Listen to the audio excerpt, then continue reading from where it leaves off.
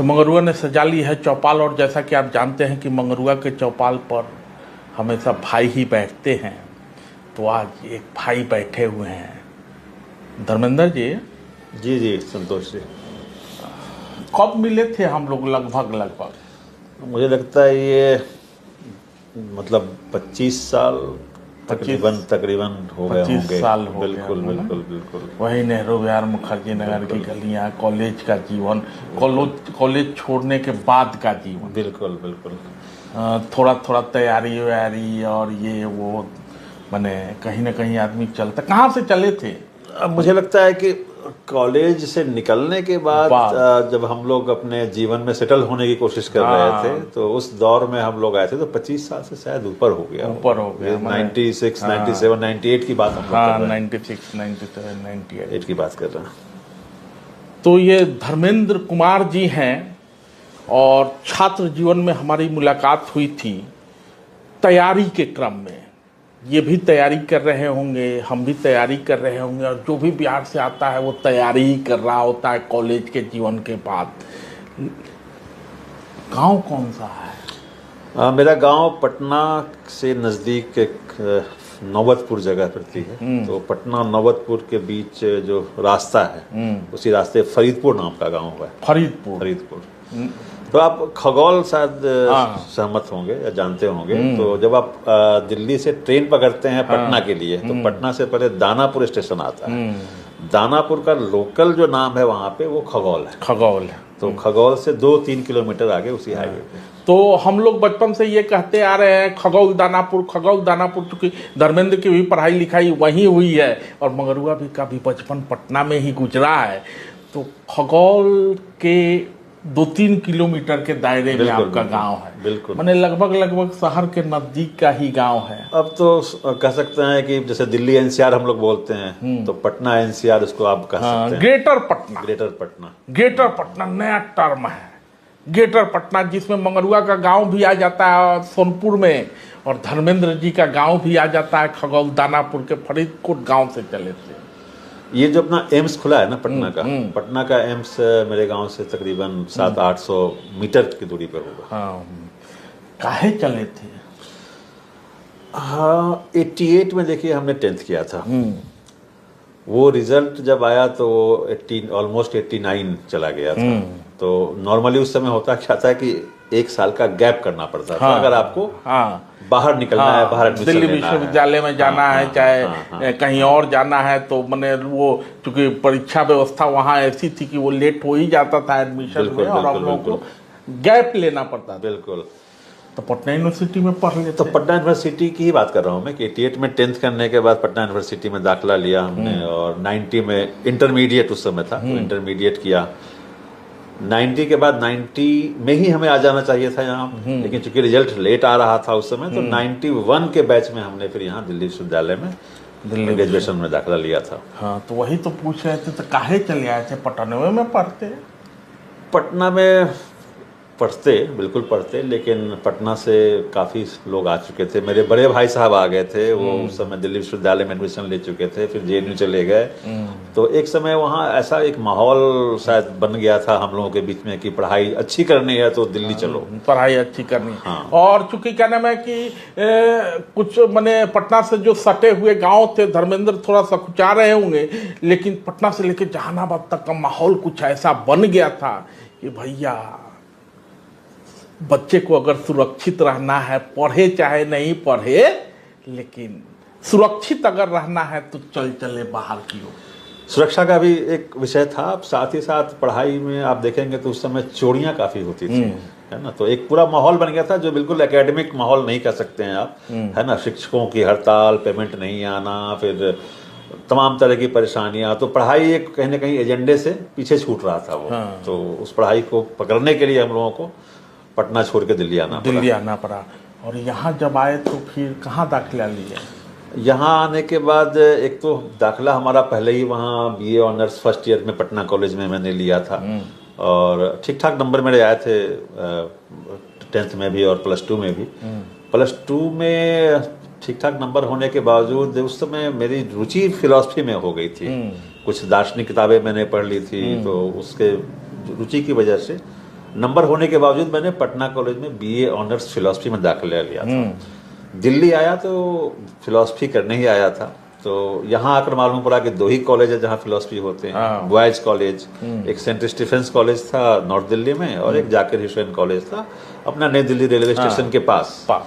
तो हमने इन 2 जगहों पे फॉर्म नहीं भरा, फॉर्म हमने भरा दिल्ली विश्वविद्यालय का सेंट स्टीफेंस कॉलेज। उस समय सेंट्रलाइज्ड फॉर्म नहीं थे वो। और मजे की बात यह है कि उसमें सेंट स्टीफेंस कॉलेज के फॉर्म में 3 प्रेफरेंस देने थे, फर्स्ट, सेकंड, थर्ड। तो आप बचपना के हैं या जुनून के हैं या उस उम्र का असर के हैं आप, कि मैंने तीनों में फिलॉसफी लिखा था कि मैं फिलॉसफी पढ़ना चाहता हूँ, फर्स्ट प्रेफरेंस भी, सेकंड भी और थर्ड भी। तो शायद इस कमिटमेंट ने फिलॉसफी के प्रति जो मेरा था, जो दिखा एटलीस्ट फॉर्म में, वहाँ इंटरव्यू होता है स्टीफेंस में, तो शायद मैं इम्प्रेस कर पाया इंटरव्यू बोर्ड को कि मैं जेन्युइन कैंडिडेट हूँ फिलॉसफी पढ़ने वाला। तो वहाँ दाखिला लिया मैंने सेंट स्टीफेंस कॉलेज में, 91 से 94 वहाँ मैंने ऑनर्स किया। और उसके बाद 91 से 94 ऑनर्स किए, उसके बाद एमए भी किए? एमए भी किया, पत्रकारिता में डिप्लोमा भी किया, तो 2-3 डिग्रियां और लिए मैंने। तो पत्रकारिता तो दिल्ली विश्वविद्यालय से ही किया मैंने, 2 साल का वो डिप्लोमा का कोर्स था। और एमए सोशियोलॉजी में किया बाद में। तो आए थे दर्शन पढ़ने के लिए और बाद में समाज शास्त्र से जुड़े, क्योंकि जब तक समाज से आप जुड़ते नहीं हैं दर्शन किसी काम का नहीं होता। और आज जिस पेशे में है, लंबा वक्त गुजर गया, मंगरुआ ने भी तैयारी की होगी और धर्मेंद्र जी ने कह ही दिया कि हमने पत्रकारिता का कोर्स भी किया था, तो एक असुरक्षा की भावना छात्रों के मन में होती है और गार्जियन का भी दबाव होता है कि और कुछ नहीं होगा तो कोर्स किए रहोगे तो कुछ तो कर ही लोगे। और उसी कुछ ना कुछ करने की प्रक्रिया ही जीवन की धारा बन जाती है। आज 2026 का शुरुआत है, एक अच्छा खासा नाम बनाया है धर्मेंद्र जी ने समाज के, सामाजिक जीवन में जो काम होता है, एनजीओ से जुड़े रहे हैं। कहाँ से गार्जियन टोका नहीं कि कहाँ एनजीओ करोगे धर्मेंद्र? गार्जियन ने टोका ऐसा तो नहीं कहूँगा, क्योंकि मुझे तो मेरी माँ काफ़ी सामाजिक थी, एनजीओ तो नहीं था उनका लेकिन सामाजिक थी, और पिताजी भी सामाजिक रहे। और उन लोगों का था कि काम करे, और पढ़ाई में भी था कि जहाँ मन लगता है उसमें पढ़ाई करो। और जब स्टीफेंस में एडमिशन हुआ तो शायद उनको लगा होगा कि शायद अच्छा ही करेगा, सोचकर अपने इंटरेस्ट से कर रहा है। और फिर जब काम हमने शुरू किया तो विदेश दौरे शुरू हो गए थे, तो शायद गार्जियन को लगा होगा ठीक ही है। तो टोका तो नहीं। लेकिन आपके दिमाग में क्या चल रहा था कि हमको एनजीओ सेक्टर में ही जाना है, हमको सोशल सेक्टर क्यों जाना है? ये बहुत सोच विचार कर मैं इस सेक्टर में आया, ऐसा नहीं है। उसमें आप कहे कि जिस प्रकार से छात्र जीवन में ही हम मुद्दों के साथ जुड़ते रहे, जब छात्र थे तो छात्र संगठनों में भी मेरी सक्रिय भागीदारी रही। तो मुद्दा हमारे लिए हमेशा महत्वपूर्ण होता था, जिस भी समाज में या जीवन में हम थे।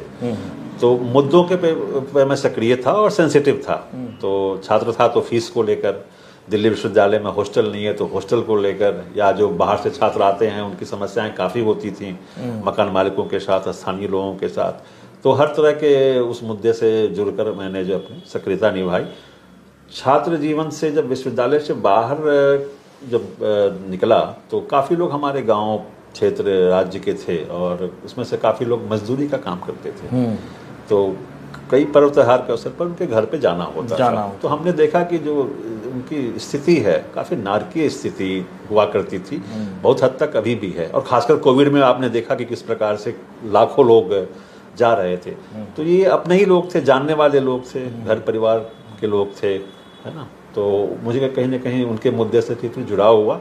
फिर मैंने बस्तियों में गरीब लोगों के साथ, खासकर जो मजदूरी का काम करते हैं और फॉर्मल नहीं है, उनके पास कोई आईडी नहीं है, कोई सरकार की स्कीम नहीं है। उस समय तो यहाँ वोटर आई कार्ड बनाना भी मुश्किल था। मतलब मकान मालिक चाहता ही नहीं था, मकान मालिक चाहता नहीं था कि आप कोई डॉक्यूमेंट बना लें। मजदूरों की बात छोड़िए, हम लोगों का वोटर आई कार्ड बनने में कब जाके बना है, कब आए थे हम लोग और कब जाके बना है। बिल्कुल। तो ये चुनौतियां थी, तो ये समस्याएं थी, और कुछ समस्याएं कॉमन थी, जैसा आपने कहा वोटर आई कार्ड का। तो डॉक्यूमेंट्स की समस्या भी बड़ी थी, जो मजदूरों की भी थी और छात्रों की भी थी। तो इन सब सवालों को लेकर अपने आप वो सक्रियता रह गई और फिर कुछ एनजीओ के संपर्क में आए। तो पहली नौकरी भी मैंने एनजीओ सेक्टर में ही की। पत्रकारिता का कोर्स किया था मैंने, इंटर्नशिप भी की थी, लेकिन उस प्रकार से नौकरी मैंने पत्रकारिता की नहीं की है। नौकरी जो की मैंने एनजीओ सेक्टर में ही की। तो कहाँ से शुरू हुए थे? ये एक संस्था थी जिसका एक सपना था कि हिंदी में एक अच्छी पत्रिका निकाली जाए। तो जैसे दिनमान एक पत्रिका हुआ करती थी हिंदी की, बहुत मान्य पत्रिका थी हम लोग के समय में। तो दिनमान के तर्ज पे कोई एक पत्रिका निकले, इस उद्देश्य को लेकर हिंदी जगत के ठीक ठाक नाम जो काफ़ी अच्छा कर रहे हैं अब दिल्ली में खासकर। तो समझ रहे हैं ना, आते हैं सेंट स्टीफेंस में पढ़ाई करते हैं, अंग्रेजी का माहौल होता है, फिलॉसफी पढ़ने आते हैं, फिलॉसफी पढ़ते पढ़ते समाज से जुड़ते हैं और पत्रकारिता भी कर लेते हैं और पहली नौकरी की शुरुआत भी होती है, भले ही वो एनजीओ रहा हो, लेकिन वही जो लेखन कौशल जो सीखे थे पत्रकारिता की पढ़ाई के दौरान, उसी की बदल। बिल्कुल, एनजीओ में आया था और एनजीओ में भी जो काम था वो काम अपने समाज से जुड़ा हुआ था। बिहार के समाज में एक बड़ी जाति है, अब तो काफी लोग जानते हैं उसके बारे में, मंत्री हैं वहां से, उनकी अलग पार्टी बनी है, मुसहर जाति। हाँ। तो मुसहर जाति के हिस्ट्री को, कल्चर को डॉक्यूमेंट करने का काम जो था वो काम एनजीओ कर रही थी और मैं उसी प्रोजेक्ट से मैंने अपने काम की शुरुआत की। तो जो धर्मेंद्र जी कह रहे हैं, मंगरुआ बखूबी समझ रहा है कहाँ जुड़े, कैसे जुड़े, चूँकि हम लोग छात्र जीवन से एक दूसरे को जानते रहे हैं। गरीबों की बात, कोरोना की बात तो बहुत आगे, उसके काफ़ी पहले से आप कहीं ना कहीं काम कर रहे हैं। अपना बसेरा आपका भले ही, अभी अब मैंने पूछा तो आपने कहा कि नहीं, ग्रेटर पटना जैसा जो दिल्ली एनसीआर में जाके रहना पड़ा है, चूँकि लेकिन छात्र जीवन की शुरुआत हुई थी मुखर्जी नगर और आसपास से, लेकिन रैन बसेरों से आप जुड़े रहे हैं। अपना बसेरा बसे चाहे नहीं बसे, लेकिन दूसरे को रैन बसेरे में चैन मिले, वो शुरुआत कैसे हुई थी? ये 2010 में दिल्ली सरकार ने एक निर्णय लिया था, जिसमें था कि जो लोग दिल्ली में, काफ़ी लोग ऐसे आते हैं जो माइग्रेंट होते हैं, सीजनल माइग्रेंट होते हैं, या जिनके पास अपना रहने का ठिकाना नहीं है। आप देखेंगे तो उस समय जो रिक्शा होता था तो काफ़ी रिक्शा वाले रिक्शा पर ही सो जाते हैं। हाँ, रिक्शा पे ही सो जाते हैं, है ना। और उस तरह से अगर वो स्ट्रीट वेंडर है तो अपनी कार्ट पे ही सो गया, है ना, पटरी पे सो गया, दुकान नहीं सोएगा तो उसका रिक्शा गायब हो जाएगा, चोरी हो जाएगी, चोरी हो जाएगी। तो इस तरह की एक बड़ी आबादी थी। और हमने जब काम शुरू किया था तो लक्ष्मी नगर काफ़ी दिल्ली के सेंट्रल इलाके में आता है। लक्ष्मी नगर में काफ़ी बड़ी आबादी थी रिक्शा वालों की। तो उनके साथ हमने बैठना उठना, उनकी बातों को रखना शुरू किया था। और उस समय तकलीफें काफ़ी थी इनकी, मतलब सिर्फ रहने की समस्या नहीं थी, रिक्शे का लाइसेंस लिमिटेड था और रिक्शे को पकड़कर चालान काटने की प्रथा नहीं थी। रिक्शे को पकड़ के जब्त करना और नष्ट कर देना। हाँ, नष्ट कर देना। अच्छा, दूसरी बात है कि मैंने वो रिक्शा वाला एक तो किराए पे रिक्शे लेके चलाता था, कोई खरीदने का हिम्मत जुटाता था, तो एक तो मालिक का रिक्शा, ऊपर से रिक्शा जब्त हो गया, कहीं कुछ आ गया तो उसका भी हर्जाना दो, नहीं तो फिर बिहार के लिए गाड़ी पकड़ लो। बहुत लोग तो भाग जाते थे, जब हम लोग देखे हुए, जब उनकी रिक्शा चोरी चली जाती थी तो भाग जाते थे और बदनाम होते थे कि रिक्शा लेके भाग गया। और रिक्शा लेके कहाँ जाएगा, उसकी तो रोजी रोटी छीन। बिल्कुल। तो वहीं से काम शुरू किया। तो वहाँ से वो था कि एक टेंट लगाने की बात थी सरकार की, ऐसे लोगों के लिए रैन बसेरा एक टेम्परेरी बनाया जाएगा। अब तो काफ़ी परमानेंट हो गए हैं, बिल्डिंग्स हो गई हैं, लेकिन उस समय वो टेम्परेरी टेंट में चलते थे। तो हम लोगों का विचार आया कि क्यों ना हम लोग भी इसमें एक सहयोग करें सरकार को और मिलकर साथ में एक टेंट की व्यवस्था चलाएं। तो वहाँ से शुरुआत हुई और फिर वो काम आगे बढ़ता चला गया और रैन बसेरे हम लोग कोविड के दौरान, कोरोना के दौरान और अभी भी चला रहे हैं, मैनेज कर रहे हैं। जन पहल कब बनाए थे? जन पहल 2005 में हम लोगों ने रजिस्टर्ड किया था। हाँ, पहले से ही रजिस्टर्ड करके मैंने बिल्कुल 2010 में रैन बसेरे का काम शुरू किया था, जो अभी भी जन पहल कर रही है। हाँ, तो अभी कितने रैन बसेरे के साथ काम कर रहे हैं? अभी 9 रैन बसेरे हैं हमारे। अच्छा, 9 रैन बसेरे के साथ दिल्ली काम में कर रहे हैं। तो रैन बसेरे की संरचना कैसी होती है, सरकार कैसे सपोर्ट करती है? क्योंकि अब तो देखिए, दिल्ली से भले ही शुरू हुआ हो, लेकिन अब छोटे मैंने पटना जैसे शहरों में भी रैन बसेरे अब बन रहे हैं। और विशेष रूप से गर्मी में रहे मैंने ठीक ठाक लोग जुटे थे, लेकिन जारा तो मैंने वहीं गुजरता है ज़्यादातर लोगों को। ये शुरुआत तो रैन बसेरा नाम अपने आप में बहुत उपयुक्त नाम नहीं है। रैन का मतलब होता है रात्रि, तो सिर्फ रात के लिए नहीं है, ये 24/7 है। हाँ। तो इसको हम लोग आश्रय गृह कहना बेहतर पसंद करते हैं। और बाद में दिल्ली सरकार के साथ साथ केंद्र सरकार की भी स्कीम आई, और उस स्कीम के तहत ये मैंडेटरी किया गया कि हर शहर में रैन बसेरा बनाया जाए। और फिर उसका एक मापदंड भी था, कितनी आबादी पे कितने बनाने चाहिए। संयोग से और अच्छी बात यह है कि दिल्ली ने इसमें लीड किया है। तो नंबर ऑफ रैन बसेरा, दिल्ली ने लंबी लड़ाइयाँ भी लड़ी, लंबी लड़ाई लड़ी गई, और काफी सक्रिय सिविल सोसाइटी के लोग थे, एनजीओज के लोग थे, कई सीनियर साथी थे जो इसमें लंबे समय से काम कर रहे थे। और सबका परिणाम ये था कि सरकार सेंसिटिव थी और एनजीओज काफी एक्टिव थे। और इस सब को लेकर सबसे ज्यादा नंबर देखेंगे आप तो आज भी दिल्ली में 200 से ऊपर या उसके आसपास रैन बसेरे चलते हैं। रैन बसेरे चल रहे हैं अलग अलग इलाकों, अलग अलग पूरे दिल्ली के अंदर, पूरे दिल्ली और ठंड के अंदर तो फिर एडिशनल वो टेंट, पगोडा टेंट लगाते हैं। सरकार के साथ साथ कोर्ट की भी नजर होती है, कभी कुछ इधर उधर होता है तो कोर्ट भी कहीं ना कहीं, कोर्ट भी एक्टिव है, कोर्ट के भी आदेश से है। और कोर्ट का आदेश ये है कि आप रैन बसेरे तोड़ेंगे नहीं, हटाएंगे नहीं। अगर रैन बसेरे आपको किसी भी वजह से तोड़ने हैं तो सरकार को कोर्ट से परमिशन लेनी पड़ेगी। सरकार को कोर्ट से परमिशन लेके तब तो रैन बसेरे को परमानेंट शेल्टर क्यों नहीं बना देते हैं? परमानेंट भी बने हैं, NULM स्कीम के तहत कुछ दिल्ली में बनाए गए हैं। एक द्वारका में था, हम लोगों ने ही मैनेज किया था उसको लंबे समय तक। तो वो 4 फ्लोर की बिल्डिंग है, और उसमें मेल के लिए, फीमेल के लिए, फैमिलीज के लिए अलग अलग फ्लोर्स आयोजित किए गए हैं। तो रैन बसेरे में किस तरह के लोग होते हैं? क्योंकि स्वाभाविक है कि महिलाएं भी बड़ी संख्या में होती होंगी, पुरुष भी होते होंगे, तो इस सब चीज़ों को कैसे मैनेज करते हैं? उनका स्वास्थ्य है, उनका खाना है, अपने आप में काफ़ी चुनौतीपूर्ण है। रैन बसेरे की क्लासिफाई किए गए हैं उसको, कुछ पुरुषों के लिए है, कुछ महिलाओं के लिए है, और कुछ परिवारों के लिए है, और कुछ स्पेशल केसेज जो हैं उसमें बच्चों के लिए भी रैन बसेरे हैं। तो खाने की व्यवस्था पहले तो नहीं थी, लेकिन कोविड के टाइम में हम लोगों ने खाना देना शुरू किया था। अच्छा। और बाद में जो सरकार थी उस सरकार ने भी उसको एक परमानेंट शक्ल दे दिया। और अब 3 टाइम का खाना, सुबह का नाश्ता और चाय के साथ, और दोपहर का भोजन, और शाम रात्रि का भोजन, ये 3 टाइम का खाने की व्यवस्था सरकार की तरफ से। सरकार की तरफ से एक मेरे जहन में और आ रहा है, क्योंकि बार बार स्वच्छता मिशन की बात होती है, तो देखिए हम लोग दिल्ली मैंने लुटियन में बैठे हुए हैं, तो यहाँ तो सरकार ने बहुत सारी व्यवस्था की है शौचालयों की, यानी रैन बसेरों में ये व्यवस्था किस तरीके से संचालित होती है? क्योंकि स्वाभाविक है, रैन बसेरा है तो वहाँ शौचालय चाहिए, वहाँ पीने का साफ पानी चाहिए, सैनिटेशन चाहिए, तो इसके लिए भी कोई अलग अरेंजमेंट होता है क्या? तो एक तो रैन बसेरे देखिए मूलतः आप देखें तो 2 तरह के हैं। एक जो बिल्डिंग्स के अंदर है, तो बिल्डिंग में तो शौचालय कोई दिक्कत नहीं है, पानी भी आपको रनिंग वाटर होता है, टैप वाटर।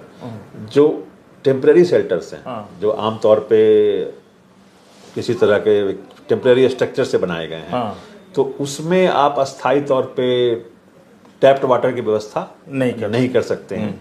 तो वहाँ पे लेकिन हमने RO सिस्टम या RO वाटर, बिस्लेरी वाटर, वो पीने का पानी उपलब्ध होता है वहाँ पे। टॉयलेट्स जो है वो पोर्टेबल टॉयलेट्स, वो उसकी व्यवस्था की गई है। तो इस तरह से वो है अरेंजमेंट, लेकिन फिर भी पानी की सप्लाई डेली होती है। MCD का टैंकर आता है, जो अस्थायी टेम्परेरी शेल्टर्स हैं। तो जो परमानेंट बिल्डिंग्स हैं वहाँ पानी की व्यवस्था है, जो परमानेंट बिल्डिंग्स नहीं है वहाँ पे MCD के टैंकर से पानी। धर्मेंद्र का काम इतना तक सीमित नहीं है, ये रैन बसेरों तक सीमित नहीं है। हमारे यहाँ से बहुत सारे लोग आते हैं, और हम लोग भी जाते थे। धर्मेंद्र जी याद है, हम लोग सब्जी मार्केट में जाते थे तो कहते थे, ए राजू 1 किलो आलू दे दो, तो 2 किलो प्याज दे दो। स्ट्रीट वेंडर के साथ भी आपका काम, वो अनुभव कैसा रहा? बिल्कुल, स्ट्रीट वेंडर रैन बसेरे में ही स्ट्रीट वेंडर भी सोते थे, रिक्शा पुदर भी सोते थे, डेली वेज वर्कर भी सोते थे। तो हमारे सारे काम देखेंगे आप तो रैन बसेरे से जुड़े हैं और कहीं ना कहीं उससे निकले हैं। स्ट्रीट वेंडर के साथ प्रॉब्लम वही थी कि वो भी इनफॉर्मल थे उस समय कोई कानून नहीं था जब हमने काम शुरू किया था। तो हम लोगों का पहला काम ये था कि उसको एक कलेक्टिव में लाना, फिर उनकी समस्याओं को चिन्हित करना, समस्याओं को लेकर समाधान की तरफ आगे बढ़ना। तो हमने ये काम दिल्ली से शुरू किया था, और आज हमारी दिल्ली में तकरीबन 100 मार्केट में मार्केट कमेटीज हैं, जहां हमने उसको एक कलेक्टिव बनाया है, फिर वो अपने लेवल पे काम करते हैं। उसमें तो फिर ऑल इंडिया भी काम हमारा आगे बढ़ा, हम लोगों ने कई रिसर्च किए, कई एडवोकेसी की, कई कैपेसिटी बिल्डिंग की, कई तरह की ट्रेनिंग्स की। आज देख रहे होंगे पीछे एक सर्टिफिकेट है, वो food safety standard authority of India का है, FSSAI। तो FSSAI के ट्रेनिंग पार्टनर भी हम लोग हैं। तो कई हजारों या लाखों, मैं कहूँगा लाखों, वो स्ट्रीट वेंडर्स को फूड सेफ्टी और हाइजीन की ट्रेनिंग दी है, दिल्ली में और दिल्ली के बाहर भी। तो इसमें काफ़ी स्ट्रांग काम रहा है और इसका परिणाम एक रहेंगे कि देखेंगे कि आप पॉलिसी डिबेट में या डिस्कशन में या डिस्कोर्स में स्ट्रीट वेंडर्स आज एजेंडे पे है। और उसके लिए कोविड के समय में एक विशेष योजना, PMSVA निधि योजना, वो भी लॉन्च की गई। उसमें भी लाखों लोगों को लाभ मिला है। तो हमारी एक पूरी टीम है जो स्ट्रीट वेंडर्स पे काम कर रही है। और स्ट्रीट वेंडर्स हमारी जो लार्जर पर्सपेक्टिव है काम की, वो ये है कि हम डेमोक्रेटिक तरीके से इस देश के डिस्ट्रीब्यूशन को, सप्लाई चेन को, जो छोटे किसानों से जुड़ा हुआ है और छोटे व्यापारियों से जुड़ा हुआ है और शहरी गरीब उपभोक्ता या लो इनकम कंज्यूमर्स, उसको सर्व कर रहा है। हम इस चेन की मजबूती को बरकरार रखना चाहते हैं और इसीलिए हमारा काम बैक एंड से लेकर फ्रंट एंड तक और इस सप्लाई चेन में स्ट्रीट वेंडर्स एक महत्वपूर्ण भूमिका निभाता है। तो ये NGO की भाषा में बोल रहे हैं, लेकिन मंगरुआ उसको सरलीकृत तरीके से रख देता है कि जो रेडी लगती है और जो रेडी पे सामान होता है और किसान के खेत से जो रेडी तक आता है, तो किसान के ये क्या ना, वेंडर के ठेले की भी सुरक्षा करनी है, उसका फसल मन खेत से कैसे आए और उस तक सही पहुंचे और उपभोक्ता तक कैसे पहुंचे, वो पूरा आप लोगों के। बिल्कुल, हम लोगों ने दिल्ली में एक प्रयोग भी किया था कि हम उपभोक्ता के ग्रुप बनाए थे हमने। वेंडर्स के ग्रुप तो हमारे पास हैं ही, और जो दिल्ली के आसपास के किसान हैं, दिल्ली NCR के, उनके ग्रुप बनाए थे। और इन तीनों को हमने साथ मिलाने की, बिठाने की कोशिश की थी, ताकि फूड जो है, जो खा रहे हैं हम और आप रोज के जीवन में, उस फूड को लेके एक ट्रस्ट बिल्ड हो, एक ट्रांसपेरेंसी रहे कि आप जो खा रहे हैं वो ऑर्गेनिक है, केमिकल है, किस प्रकार की खेती हो रही है। मैंने कितना भी आप अच्छा बना उगा ले, और लेकिन एक संदेह उपभोक्ता के मन में होता है कि अरे हमारे किचन में जो पहुंच रहा है वो सही पहुंच रहा है कि नहीं। तो कौन सा शब्द यूज किए? ट्रस्ट और ट्रांसपेरेंसी। ट्रस्ट भी और ट्रांसपेरेंसी भी। माने वो जो उस लिफाफे पे लिखा हो कि ये सामान है और इसमें ये चीज है, वो केवल लिखा ना हो, उसकी पारदर्शिता भी हो। नहीं, हमने एक कदम आगे उससे काम किया था। उसमें पायलट था कि उसमें हमने 100 किसानों को डेवलप किया था जो ऑर्गेनिक कहना सही नहीं होगा, लेकिन वो केमिकल फ्री खेती कर रहे थे और फर्टिलाइजर्स भी यूज कर रहे थे। तो वो ऑर्गेनिक फर्टिलाइजर या बायो फर्टिलाइजर यूज कर रहे थे। तो वो डायरेक्ट वो सप्लाई कर रहे थे उपभोक्ता को, है ना। तो अभी भी वो किसान और उपभोक्ता जुड़े हुए हैं। कई लोग अपने आलू हमारे किसानों से मंगाते हैं जो आगरा से लेके खुद आते हैं। तो इस प्रकार की एक डायरेक्ट लिंकेज है ना, किसान की, उपभोक्ता की। और जहां ये डायरेक्ट लिंकेज संभव नहीं हो पाया, वहां स्ट्रीट वेंडर के जरिए तो ये आपस में एक कनेक्शंस है ना, और एक नॉलेज बेस्ड, इंफॉर्मेशन बेस्ड, तो अवेयर कंज्यूमर हो कि जो कंज्यूम कर रहे हैं वो किसान कौन है। तो नो योर, आप बोलते KYC, तो नो योर किसान था हमारा। कि अपने किसान को जानो आप। और किसान के खेत तक भी ले गए हैं अपने हम दिल्ली के उपभोक्ताओं को कि आप देखिए, जिस किसान का आप ले रहे हो, खा रहे हो, चल के उसका खेत देखते हैं, उसकी प्रैक्टिस देखते हैं, उससे कुछ सीखते हैं। तो ये काम करने की कोशिश की, लेकिन ये पायलट ही था और एक स्केल पे करने की जरूरत है, बड़े स्केल पे किए। मैंने आपका अनुभव कहता है कि ये एक स्केल पे, NGO तो ऐसे ही काम करता है, एक पायलट करता है, पायलट के बाद सरकार फिर उसमें इन्वॉल्व होती है या माने अन्य समूह इन्वॉल्व होते हैं, तो वो विस्तार होता है। लेकिन आज जो ये समय आ गया है धर्मेंद्र जी, जब किसान केवल उगाता है और गृहिणियां बनाती नहीं है, जब बना बनाया सब कुछ आ जाता है, फिर उसमें कैसी, वो तो देख ही रहे हैं कि मैंने आपने फ़ोन किया और आपके किचन तक पहुंच गया और 5 मिनट भी लेट हुआ तो शिकायत करने वाले, उनके लिए कुछ कर रहे हैं कि नहीं आप? हाँ, ये ऑनलाइन जो आजकल आ गया, ई-कॉमर्स आ गया है ना, तो अब इसको एक तरह से हम लोगों ने जन पहल के रूप में काफ़ी काम किया है इसमें। और शुरू से हम लोग सचेत हैं इस पूरे सेक्टर को लेकर, क्योंकि ये वर्ल्ड ऑफ वर्क में आप कहेंगे तो फ्यूचर ऑफ वर्क के रूप में देखते हैं कि आगे जो काम होना है वो इस प्रकार के काम बढ़ेंगे, क्योंकि तकनीक का उपयोग बढ़ रहा है, इंटरनेट पेनिट्रेशन बढ़ रहा है, मोबाइल का यूसेज बढ़ रहा है। तो इससे पीछे नहीं हट सकते, लेकिन इसमें देखना ये है कि किस प्रकार से ये डेमोक्रेटिक हो और सबके लिए फेयर हो, सबके लिए विन विन हो, सबके लिए गुड हो, अच्छा हो। तो अभी एक तो नए सेक्टर में दिक्कत ये होती है कि आप जो पुराने लॉ हैं, लेबर के रूप में मैं बात कर रहा हूँ अभी, जो गिग वर्कर जिसको बोलते हैं, तो अभी जो हमारे लेबर लॉ हैं वो उस पर कवर नहीं होते। तो ज़रूरत थी कि भाई इनके लिए कोई हम एक नया कुछ सोचे, नई पहलकदमी लें, है ना, नए कुछ पॉलिसी फ्रेमवर्क लेकर आएँ, डायरेक्टिव्स लेकर आएँ, लॉ लेकर आएँ। कई काम इस पे हुए हैं स्टेट लेवल पे, लेकिन वो सब फ्रैगमेंटेड है, आपस में वो कोहेरेंस नहीं है। तो हम लोग चाह रहे हैं कि सेंट्रल लेवल पे, है ना, एक कम्प्रिहेंसिव और कोहेरेंट लेजिस्लेटिव फ्रेमवर्क एटलीस्ट आ जाए, है ना, ताकि इनके ऑक्यूपेशनल सेफ्टी और हेल्थ का भी सवाल एड्रेस हो सके, इनके सोशल सिक्योरिटी का भी सवाल एड्रेस हो सके। तो इनके working condition, regulation, social protection, इस सब को लेकर हम लोग काफ़ी काम कर रहे हैं और सरकार के साथ मिलकर भी कर रहे हैं। सरकार के साथ मिलके भी काम कर रहे हैं और जनता के लिए कर रहे हैं। लेकिन सवाल ये है कि धर्मेंद्र जी, आज जो इतनी चुनौतियां गिग वर्कर्स को लेके आप बताएं कि अभी फ्रेमवर्क बना, हर काम जब आप मुसहर के लिए काम करने चले होंगे, जब आप रैन बसेरा के लिए काम करने चले होंगे, जब आप किसान और उपभोक्ता के बीच पुल बनने का, हर समय चुनौतियाँ रही हैं और हर समय एक मैंने नया डायमेंशन रहा है काम का, और उसमें आदमी काम करता है सरकार का जो कानून है या जो डेवलप किया जाना है उसके बीच में। तो ये भी हो ही जाएगा। मोटे तौर पे आप देखेंगे तो जो डिस्ट्रीब्यूशन है, फूड का डिस्ट्रीब्यूशन, तो हम लोगों का काम उसके अराउंड केंद्रित रहा है। तो वो छोटे किसान, मार्जिनल फार्मर्स, है ना, उसको कैसे एक अच्छा बाजार मिल सके, अच्छा उपभोक्ता मिल सके और उस तक पहुंच सके वो स्ट्रीट वेंडर के जरिए, और स्ट्रीट वेंडर कैसे ज़्यादा वो हाइजेनिक और प्रोटेक्टेड वे में अपना बिजनेस कर सके, सम्मान के साथ कर सके। सम्मान का सवाल बहुत बड़ा था स्ट्रीट वेंडर्स के साथ, कि उसको कभी भी इविक्शन कर देते थे, हटा देते थे, भगा देते थे। तो वो सम्मान की लड़ाई जो है उसने लड़ी है, और मुझे लगता है कि अब एक्ट आ गया तो स्ट्रीट वेंडर्स को एक तरह से लीगल प्रोटेक्शन एक मौजूद है, और गिग वर्कर्स उसका ही भाई है जो फूड सर्विसेज दे रहा है। तो ये नई कैटेगरीज हैं वर्कर्स की, और जैसे जैसे इस सेक्टर में डिस्ट्रीब्यूशन जितना डेमोक्रेटिक होगा, जितना ट्रांसपेरेंट होगा, जितना आप कहेंगे कि ट्रस्ट पे बेस्ड होगा ना, उतना ही हमारा भविष्य सुरक्षित है, उतना ही लोकतंत्र